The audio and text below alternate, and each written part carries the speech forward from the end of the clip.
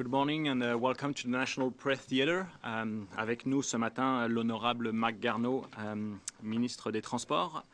He's joined by Aaron McCrory as well as François Collins. As usual, we'll start with a few opening statements and then we'll go to the question period. Monsieur Garneau. Merci beaucoup. Et d'abord, je m'excuse, on avait de la nouvelle information à examiner ce matin. Ceci explique mon retard. Good day. Before I begin, I would like to introduce my officials. I have with me today Aaron McCrory, who is the acting Assistant Deputy Minister for Safety and Security, and François Collins, who is the Associate Director of General Aviation, Civil Aviation. The tragic accident of the Ethiopian flight that occurred a few days ago has really touched the hearts of many, many Canadians, not only because it was such a tragic accident with 157 people who lost their lives, but also because 18 of them were Canadians. And in the last few days, we've all had the chance to get to know a little bit about those Canadians in the profiles that have been on television. And it's driven things home to us in a very personal way. And I know that many Canadians have been very moved by the tributes to these Canadians and realize that this was a great loss for our country. So it is something that has really viscerally caught the attention of Canadians. My department, and in fact the entire aviation industry worldwide is seized with the fatal crash on Sunday, March the 10th, involving an Ethiopian Airlines Boeing 737 MAX 8 in Addis Ababa, Ethiopia, and what we need to do now to address any possible resulting safety issues. After the accident, I convened Transport Canada civil aviation experts who consulted with the aviation industry, our international partners, and those who are actually flying aircraft to conduct an assessment of the operation of this particular aircraft. The advice they have provided is based on the information that they have been receiving, the requirements for new procedures and training for Boeing 737 MAX 8 and MAX 9 flight crews that we have already put in place here in Canada, and their own knowledge and expertise. The panel has been reviewing the latest data in real time, and I can assure you it's been occupying our time 100% for the past few days. As a result of new data that we received this morning and had the chance to analyze, and on the advice of my experts, and as a precautionary measure, I am issuing a safety notice. This safety notice restricts commercial passenger flights from any operator of the Boeing 737 MAX 8 or MAX 9 variant aircraft, whether domestic or foreign, from arriving, departing, or overflying Canadian airspace. This safety notice is effective immediately and will remain in place until further notice.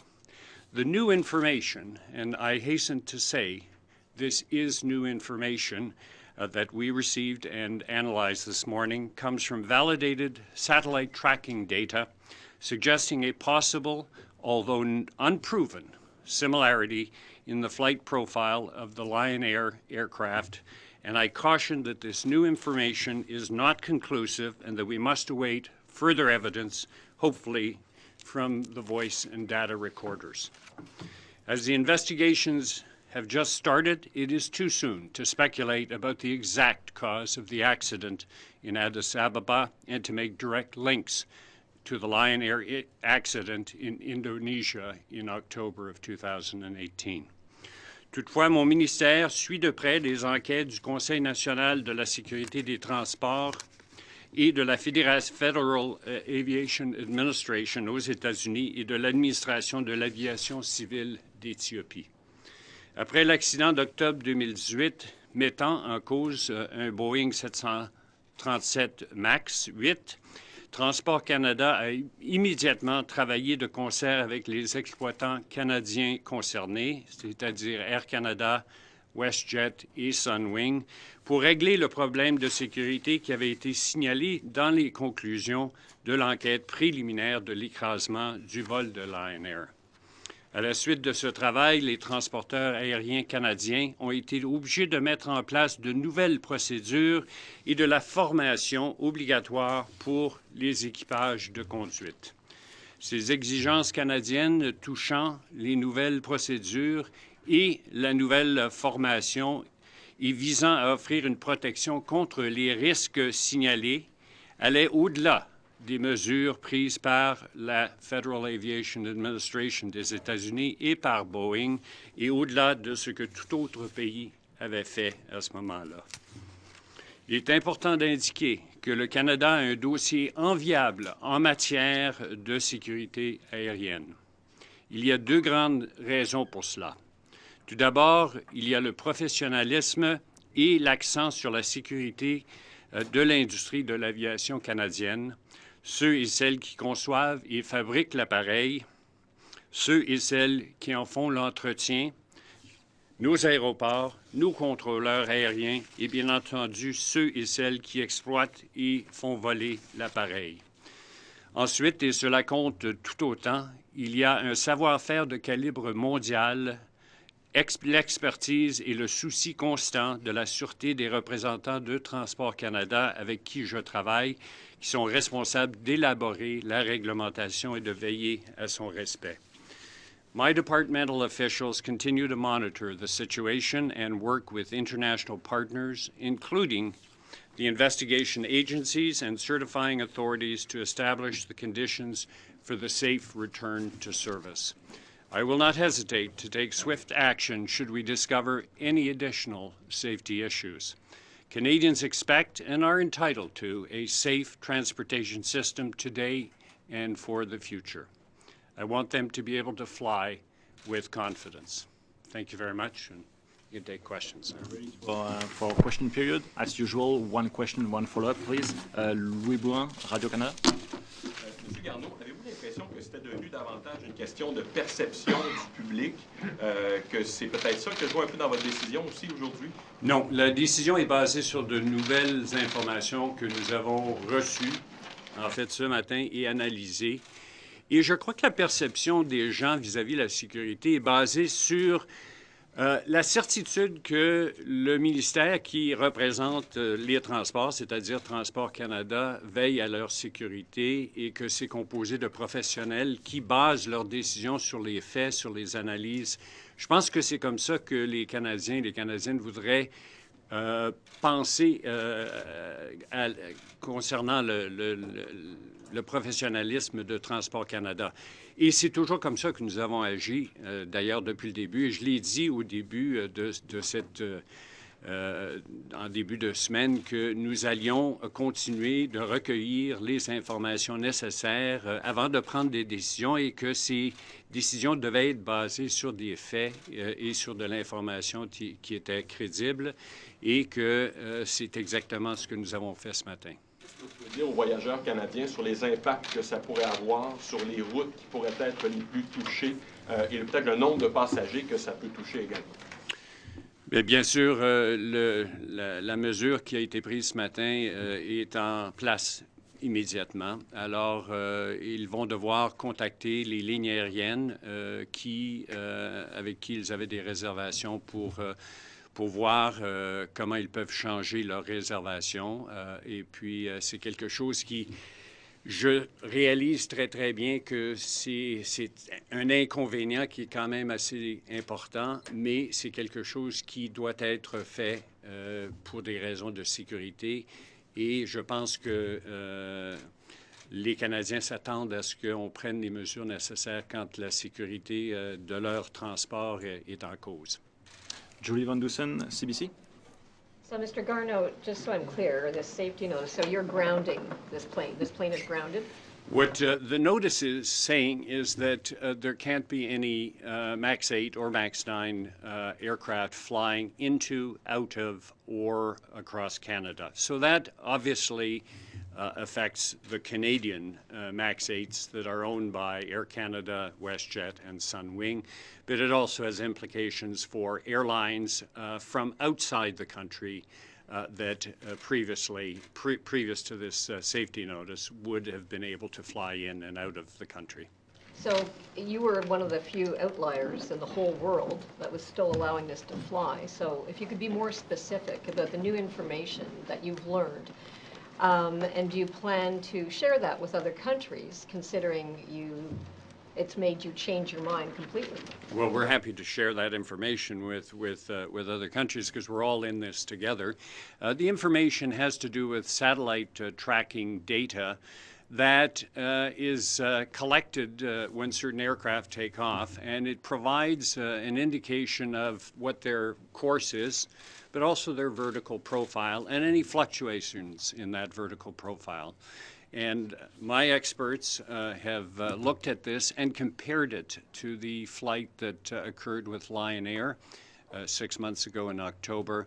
And there are, and I hasten to say, not conclusive, but there are similarities that sort of exceed a certain threshold in our minds with respect to the possible cause of what happened in Ethiopia. This is not conclusive, but it is something that points possibly in that direction, and at this point we feel that that threshold has been crossed, and that is why we are taking these measures. Perfect. Lina Dib, La Presse canadienne. Oui, si je pouvais justement vous demander d'expliquer ça en français, peut-être encore plus simplement pour moi. Vous dites que vous avez comparé le vol de l'avion qui s'est écrasé dimanche avec le vol de l'avion qui s'est écrasé il y a quelque temps? Ou oui, est-ce que oui, le vol de Lion Air de l'Indonésie. Alors, c'est une comparaison basée sur de l'information qui provient de satellites qui examine le profil de décollage et les minutes après le décollage. Et c'est de l'information qui a été validée, en fait, et qui démontre non seulement dans quelle direction l'avion s'en va, mais est capable de mesurer les variations verticales de l'avion. Il y a des des ressemblances entre les deux profils qui ne sont pas conclusifs, parce qu'il y a encore beaucoup d'hypothèses sur la cause précise de l'accident, mais qui démontrent un certain profil assez semblable, que ça nous a fait décider qu'il était approprié de prendre les mesures que j'annonce ce matin. D'accord. Et vous, ça vous a pris ça pour décider. Il y a plein d'autres pays qui ont décidé beaucoup plus rapidement que vous. Alors, est-ce que vous pouvez expliquer pourquoi ce délai? Oui. Est-ce qu'il y a eu des pressions de la part de la compagnie ou des Américains? Pourquoi ça vous a pris plus de temps? Bien, laissez-moi vous répondre en disant que je mets maintenant mon chapeau d'ingénieur et pas mon chapeau de politicien. Et mon chapeau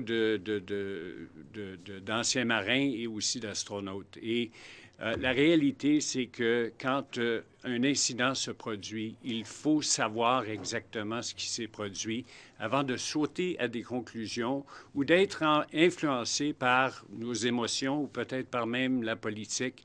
Il faut examiner avec précision exactement ce qui s'est passé. Et je l'ai dit depuis le début. Ce qui est arrivé ce matin, c'est qu'on nous a fourni de la nouvelle information que nous avons analysée. Et je l'avais dit de toute façon qu'aussitôt qu'on aurait de l'information qui nous porterait dans une certaine direction, on prendrait cette direction-là. Et aujourd'hui, on a décidé que, en vue de la comparaison avec le vol précédent, de l'information qu'on a reçue ce matin, il était prudent pour nous de prendre cette décision-là.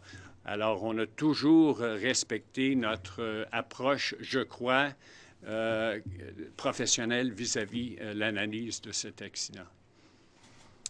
Dylan Robertson, Winnipeg Free Press. Hi, Minister. I've got a question about rail safety. The Rail Safety Act review came last spring. It recommended that you provide more information than PD 36 does. It's almost been a year since then. We haven't seen more information forthcoming, that there's a risk that people will lose faith in the railways. Is that acceptable, or are we going to see more info on what's actually on rail cars? Well, we believe that we are sharing information, as you know, every 3 months with first responders in different communities about what kind of traffic of dangerous goods has passed through those communities in the preceding 3 months, so that they, and we continuously do this, so that they are in a position to know, in the event that a derailment or an incident occurred in their community, what kind of products would likely be carried by that train. And of course, there are other processes in place to, if that kind of situation occurs, to provide them immediately with all of the details of what's in every single train compartment. And just going beyond the first responders, there's a concern that people don't know what's going through their own communities. Yeah, and so we have to balance this with the fact that carrying certain products has to be kept to some extent secure, so that there is not a precise and advertised knowledge of every single product that's in every train crossing the country. There are a lot of products, and some of that is sensitive information. So we have to balance it with our requirement, obviously, to provide the necessary information to first responders. Katie, CBC. Hi, my question to you is, when did you tell the Americans that you would be making this decision, given that it was just Canada and the United States flying the bulk of these planes as of this morning? When did you tell the Americans, and how did that conversation go? So we notified them this morning that we had decided to take that decision, and not very long ago, and so they are now aware of it. And we have been working very closely with them through Secretary Chow's office, and obviously my team at Transport Canada with the FAA and the NTSB. So it's been a very close link. They are, in fact, the certifying authority, the FAA, and so they are very much involved in investigating, along with the NTSB and the Ethiopian Civil Aviation Agency. But because of that very close contact, there have been numerous calls to Secretary Chow's office, and this morning her office was notified that we had taken the decision about the safety notice that I just told you about. I was speaking with a former transport minister who described to me that this kind of decision would be absolutely devastating for Air Canada. Did Air Canada, Sunwing, or WestJet give your office any pushback when you came to your decision? So we have been in touch with Air Canada, with WestJet and Sunwing throughout this whole process, and I would describe the situation as being no pushback this morning when we made them aware of this. Hélène Buzetti, Le Devoir. They realize the importance of safety. Ici, Monsieur le ministre, vous n'avez pas tout à fait répondu à ma collègue tout à l'heure lorsqu'elle demandait s'il y a eu de la pression politique de la part des Américains. Boeing, c'est américain, ils veulent, évidemment, c'est une industrie importante. Les États-Unis ont-ils fait des représentations politiques auprès du Canada pour qu'ils ne prennent pas la décision que vous preniez? Absolument pas. C'est la réponse. Absolument pas. Quand on parle de sécurité, il n'y a pas question de pression politique ou d'autres facteurs. C'est beaucoup trop important de se concentrer sur la sécurité quand on parle de la possibilité de la vie des gens. En question totalement différente, mais beaucoup plus technique, vous dites que ce qui vous a convaincu de prendre cette décision, c'est la similarité avec un vol survenu il y a à peu près 6 mois. Mais quelle conclusion doit-on tirer de cette similarité? Le fait qu'il y ait ces choses qui se ressemblent, ça nous amène à poser quel constat sur quel problème qui serait récurrent avec ces avions-là? Bien, le problème qui s'est produit, comme vous savez, avec le vol en Indonésie, c'était que il y avait eu un capteur d'incidence, ce qu'on appelle en anglais an angle of attack sensor, qui mesure l'angle de l'avion, et que l'information de ce capteur qui ne marchait pas, qui ne fonctionnait pas, a été fournie aux ordinateurs, aux logiciels de l'avion, et il lui a dit que ton nez est trop haut, il faut que tu le baisses. Alors, parce que l'avion peut perdre le contrôle si le nez est trop élevé en fonction de la vitesse. Alors, le système automatique qui rentre en compte à ce moment-là force le nez à baisser. Et ce qui est arrivé dans le cas du vol de Lion Air en Indonésie, c'est que effectivement, le pilote se battait avec le logiciel de l'avion, baissait l'avion et essayait de baisser le nez de l'avion. Et ensuite, le logiciel lui disait « Ah non, il est trop élevé » et le forçant encore une fois à le baisser et éventuellement une perte de contrôle. Alors, si on regarde le profil, il y a des fluctuations verticales dans le profil de l'avion et il y a eu des similarités avec ce qu'on a examiné. Mais je finis par dire encore une fois, c'est pas la preuve que c'est la même cause du problème. Ça pourrait être d'autres choses et il faut attendre qu'on voit les données puis on entende les voix sur les enregistreurs qui ont été retrouvés, les boîtes noires, pour avoir vraiment plus d'informations. Can we get that in English as well as the previous answer in English on the political consequences here? The political, you mean whether there was any political pressure? Yeah, the question that you just answered in French a short time ago about any sort of political pressure from the Americans around this. We know Donald Trump's very protective of There was Boeing. absolutely no political pressure. We worked together, and we worked together on a whole host of subjects, and security and safety are always paramount in our dealings with each other. So absolutely none whatsoever. CTV? That being said, though, the FAA's most recent statement still says that there's no evidence to ground this plane, and also that no civil aviation authorities from any other countries have come up with significant evidence that would warrant grounding the plane. So have you shared the Canadian evidence gathered with satellite imagery to American authorities? We are certainly willing to share that information. It's information that we received from an organization, and yes, we work with other countries and we share information with them. Some of them may have also received it very recently, and so I can't speak to who has this information, but we received it overnight, looked at it this morning, and made our decision.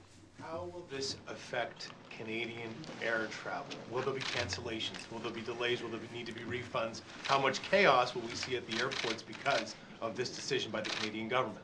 So when a decision is made, such as this one, which is a major decision affecting one class of aircraft, obviously there were flights planned for today and in subsequent days. There are 41 of these aircraft in the country, although Sunwing had announced that it was not going to be flying its aircraft, not for safety reasons, but for commercial reasons.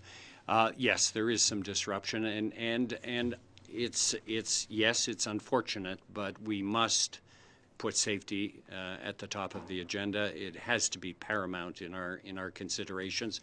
And Canadians who have flights booked on the MAX 8 will have the opportunity in speaking with the airlines, and the airlines have been very understanding up to this point in dealing with this situation. There will be some disruption. There's no question about that, and hopefully we'll be able to resolve this issue in the coming weeks and get the MAX 8 back up and flying. But for the moment, caution has to dominate. Alex Boutillier, Toronto Star. Hi, Minister. Has anything in the course of your investigation into this given you a reason to revisit the exemption to the head injury criterion that these aircrafts have, both for Air Canada and WestJet? You're talking about the seat structure? No, nothing has changed. We've given those who have to make those changes a couple of years to make the necessary changes. But again, this is a safety-related issue. The New York Times reported today that the head of Boeing made a personal call to President Trump about this matter. Has Boeing made any representations to either you or anyone else? Not to me personally, no. David Akin, Global. Good morning, Minister. Good morning. You mentioned a few minutes ago that, of course, the FAA is the certifying authority for this particular aircraft. And of course, we take the FAA's certification in this airspace. And I'd like you to comment on your confidence in the FAA as a certifying authority, given that it has 35 congressional mandates that are sitting unanswered right now, everything from seat space to secondary barriers protecting cockpits. The top job at the FAA has not been filled by President Trump and remains open for 14 months. Enforcement fines against major U.S. carriers have dropped 88% in the last 2 years. How can Canadians have confidence that the FAA is doing what we expect it to do, which is certify safe aircraft? I have the greatest respect for the Federal Aviation Administration. It has thousands of very competent professionals, aeronautical engineers, pilots, inspectors, people who do exactly the same thing as we do here at Transport Canada. They certified this aircraft. For example, to make a Canadian comparison, we certified the C-Series aircraft. If it was a C-Series that was involved in an accident, we would be leading in the investigation with the Transportation Safety Board if they decided that they would investigate that particular accident. It's a responsibility of the certifying authority. My knowledge of the FAA is an extremely professional organization. I can't comment on all of the things that you spoke about, but with respect to safety, we are very, very comfortable with the fact that they are a certifying agency, and they're very comfortable with the fact that we are a certifying agency for the Global Express or the C-Series or helicopters that we certify here in Canada. Just to follow up a little more on the data that you analyzed, if you could just give me a sense, was it just Canadian flight data that you were looking at and examining, or all flights of 737s in Canadian airspace? Just a little more on the data set, and whether or not you had any reports from Canadian operators that we saw from the United States, where some United States pilots reported to NASA where they had to disengage the autopilot on a 737 to account for some strange things. Did you address those two issues? Yes. We asked, or I asked specifically a couple of days ago about whether there had been any reports of MCAS anomalies and disengaging, because our Canadian pilots have been given additional training. In fact, I think we've had the most focused approach on what to do if this were to happen on a Canadian aircraft. And I'm very comfortable with the fact that our Canadian pilots know exactly what to do in such a situation. The answer is no, there have not been any reports from the three airlines that we asked on the particular question. And I forgot the first part of your question. Just about the data set. Oh yes, the data set. What we looked at this morning was simply the profile in about the first 10 minutes of the flight of the Ethiopian Airline when it took off from Addis Ababa, and we also drew up the same profile for the Lion Air one out of Indonesia, so that we could have a basis for comparison, and that's all we looked at. So sorry, maybe I missed it. And you compared those two flights against what? Against what we know to be a normal situation when an airplane takes off. When an airplane normally takes off, and you've done it many, many times, you're not normally exposed to vertical fluctuations. Right, so you're saying to Canadian flights taking off? Or most normal flights in the world. Right, I'm sorry. We had the Lion Air, and you're trying to compare against, you looked at a bunch of Canadian flights? No, we just looked at the Ethiopian flight. Looking at the Ethiopian flight and comparing it to the Lion Air flight. Do you follow me? And the anomalous behavior of both. We know what happened with the Lion Air flight, so we wanted to see whether the Ethiopian flight resembled it. McKenna? Does that answer your question? We can talk offline. Yeah. You said that it was based on new information was the reason for the decision. On Monday, as you know, Boeing announced that it was making a major software upgrade to the autopilot system to make the aircraft safer. Was that not enough information to make a decision? Clearly that there was a software upgrade that was coming that was not there yet for all these planes.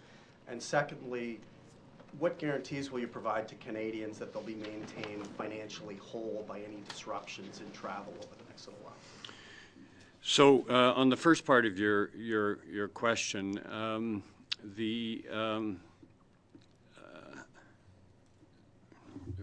remind me again, sorry, because I was getting onto the finance. Monday, oh yeah, Monday, yeah. So they were talking about a software fix that was put into motion after the Lion Air incident that occurred in October. So this was not in response to what happened in Ethiopia. This was something that they had, after the investigation of the Lion Air incident, decided that they were going to make a software patch to the system as it existed at the time of the Lion Air. And all MAX 8 airlines will be incorporating that patch. So that's a patch that has been in development to address a specific problem that occurred last October, and that will be put in place in the coming weeks in all MAX 8 aircraft, no matter from what country. With respect to the financial question, is your question more focused on the airlines, or is it on the passengers? Well, the decision is yours to ground the planes. Mm-hmm. It creates a cascading effect of disruptions, and you're going to have a lot of people that are going to be put out, have to be put up in hotels, disrupted. What guarantees do they have from the federal government that they'll be financially whole for all that disruption? There are no guarantees. These things happen, and normally when we're talking about a situation such as that, it is up to the passengers and the service providers, the airlines, to try to find a solution to the situation. But we have to be focused on the security, the safety side of the issue. Okay, we have about 10 more minutes. Carl Mayer. Thanks. Minister, there was a report about pilots voicing safety concerns about the MAX 8 for several months. One captain was calling the flight manual inadequate and almost criminally insufficient. Has Canada had any similar reports from complaints from our pilots?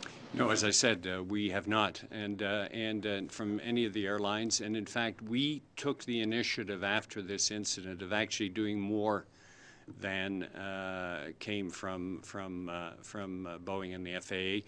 We decided to put some additional training in and some additional flight procedures changes as well to make sure that we addressed comprehensively what a pilot might have to do if an exactly similar situation occurred with the Lion Air aircraft. And our airlines have told us, and our pilots and the pilot associations, that that has worked well.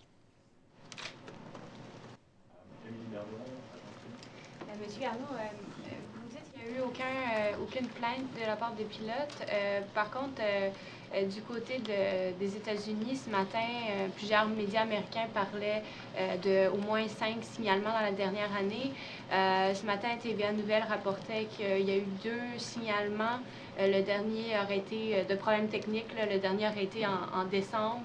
Ça aurait nécessité un attestage d'urgence. Je comprends que vous n'êtes pas au courant de ces incidents-là.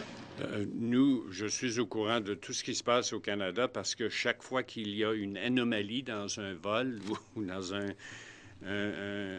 transport par train ou par navire, je reçois cette information-là. Et puis, la grande majorité des gens ne sont pas conscients que de temps en temps, ce genre d'incident se produit et que souvent, personne n'est nécessairement conscient de ce fait-là, mais vous savez que de temps en temps, un avion est obligé de faire une déviation pour atterrir dans un autre endroit ou doit revenir atterrir.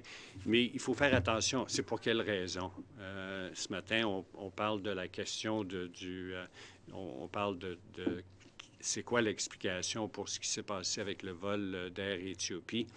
Et puis, les gens se demandent s'il y a des comparaisons à faire avec le vol indonésien.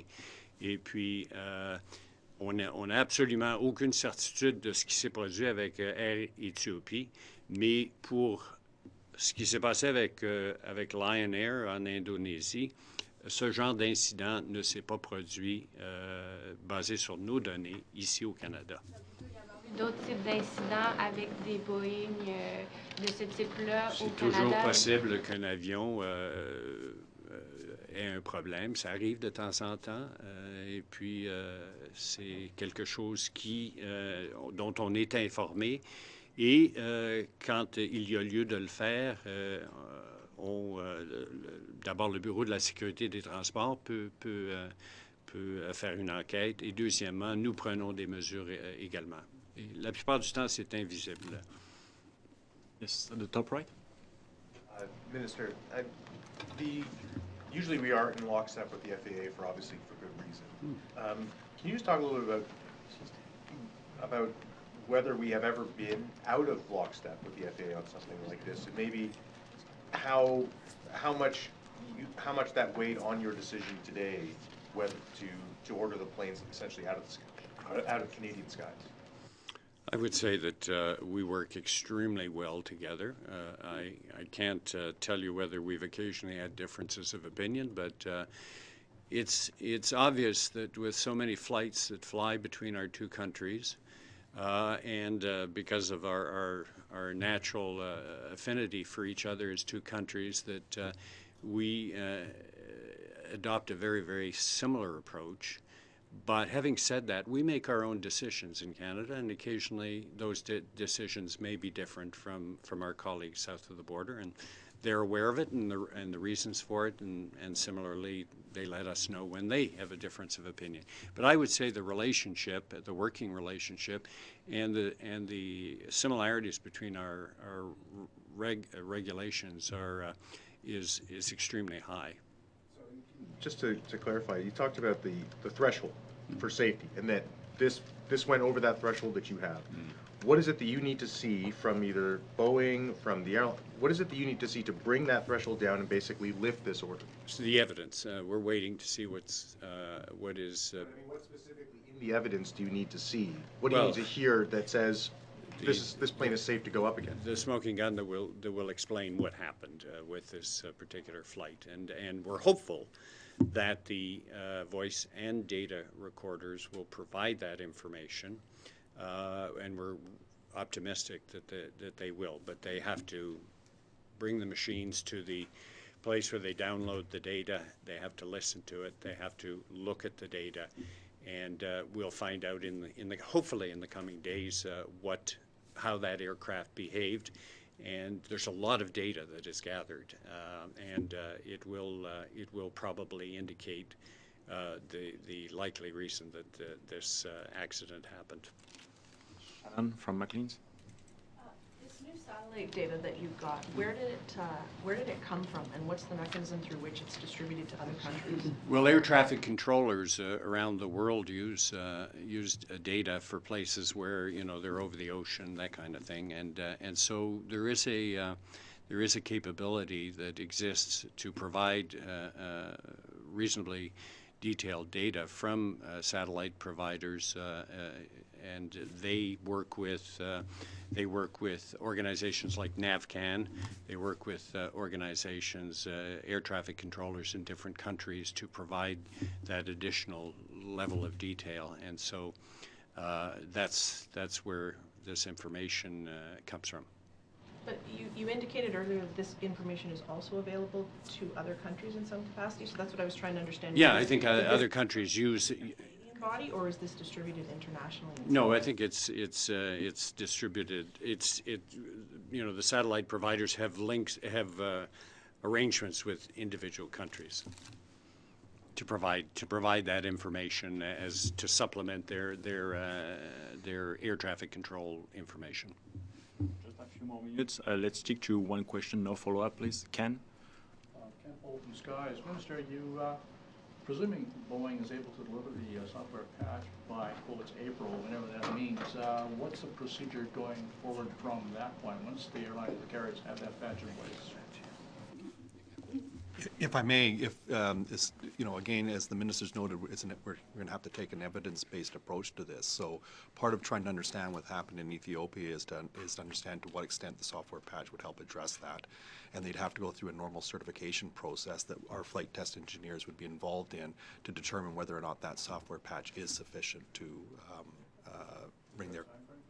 Well, we're waiting for the software patch to be, so we're a little bit dependent on the manufacturer to bring that information to us, but our flight test engineers will be engaged on that. Jody? Minister, I heard you in French talking about the plane nosing down, and it sounds like a software glitch. I mean, we don't know the exact reason, but in both cases, it sounds like two brand new planes crashed into the ground just minutes after they went up in the air. I mean, doesn't this aren't Canadians, what are we supposed to think of this? That's a very thin amount of information on which to base a decision that the two are identical. There are lots of reasons why aircraft can run into difficulties. So I really do urge you not to, and the public, to jump to any conclusions. Yes, it was a clear day. Yes, an experienced pilot. Yes, it happened within 10 minutes. But we don't know why the Ethiopian aircraft behaved the way it did. We don't even know precisely what happened with it. And that's what we want to get to the bottom of. And so it would be a mistake to oversimplify and say, well, it looks exactly like the one that happened with Lion Air. Worried enough to ground them. It crossed a threshold in our minds in terms of the profile, and so we're at this point that triggered our decision to put a safety notice out. Yeah. Kevin, Sidi? Okay, we have information that there's max 8 planes in the air right now heading into Canadian airspace. Will they be diverted, or will they be allowed to complete their flight? They'll be allowed to complete their flights. Can I just, you said it in French, can I just get you to say in English, explain what it is exactly, the similarities that you saw between the Lion Air and the Ethiopian Air? Okay, so when an airplane takes off and climbs, there is a sensor, there's more than one, called an angle of attack sensor that essentially measures the attitude of the aircraft, how high, how steeply is it climbing, how shallow. And if you lift up the airplane too high, it can stall. So the angle of attack sensor was faulty on the Indonesian flight and essentially gave the impression that the nose was too high. And so the software, it's called MCAS software, said, oh, I better get the nose down, and it can actually force the nose down. And the pilot said, no, it's not too high. So he countered that. And then a number of seconds later, the MCAS software kicked in again and tried to force it down again. And he said, no, I got to climb. And eventually, unfortunately, the pilot lost that fight with this software. And that is what happened with the Lion Air. So the result there is that the airplane tends to oscillate in this conflict between the software and the pilot. And that's what had some similarities on the Ethiopian flight. David? Yeah, just one quick one. I just been put some words in your mouth, if you'll pardon me this. There's nothing You sometimes do, David, right. But that's okay. There's nothing the Americans know that Canada doesn't. And everybody's working off the same information. The Americans would have this information about flight profiles. You've got all the information the Americans have. The difference in response, we chalk it up essentially to a judgment call. Would that be fair, that you've had the same data and have taken some steps based on a different judgment call than the FAA? Would that be, that's, I guess. So all I can say, David, is we got this data this morning, analyzed it, and made a decision.